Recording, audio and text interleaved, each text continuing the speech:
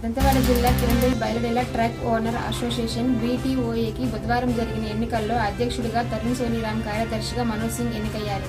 బుధవారం కిరండూల్లోని BTOA కార్యాలయంలో జిల్లా యంత్రాంగం ఆధ్వర్యంలో బయలుడెల ట్రక్ ఓనర్ అసోసియేషన్కు చెందిన 920 మంది సభ్యులు తమ ఓటు హక్కును వినియోగించుకున్నారు. బయలుడెల ట్రక్ ఓనర్ అసోసియేషన్ ఎన్నికల్లో ప్రతి సంవత్సరం జరుగుతాయని మీకు తెలియజేద్దాం. అయితే ఈసారి ఎన్నికల్లో సుమారు 2 సంవత్సరాల తర్వాత జరిగాయి.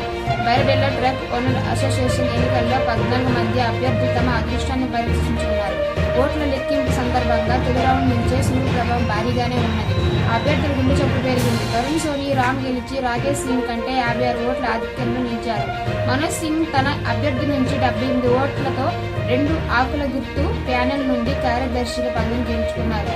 మనోజ్ గుప్తా వైస్ ప్రెసిడెంట్ పదవిని గెలుచుకున్నారు. కోశాధికారిగా ఎన్నికైన మనీష్ కుమార్ నాయక్ తన ప్రత్యర్థిపై 88 ఓట్లతో గెలుపొందారు.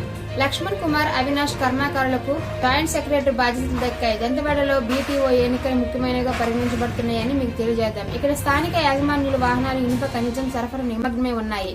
వాహనం యజమాని మరియు ఉద్యోగాలకు ఇది ఒక ముఖ్యమైన జీవనోపాధి. ఏడాది పొడవునా ఇనుప ఖనిజం రవాణాకు సంబంధించిన పని తమకు లభిస్తుందనే ఆశతో ప్రజలు ఎన్నికల్లో తమ అధికారాలను ఎన్నుకుంటారు. ఇంతటితో సమాప్తం. చూస్తూనే ఉండండి. కెమెరామ్యాన్ రాంబాబుతో తేజు.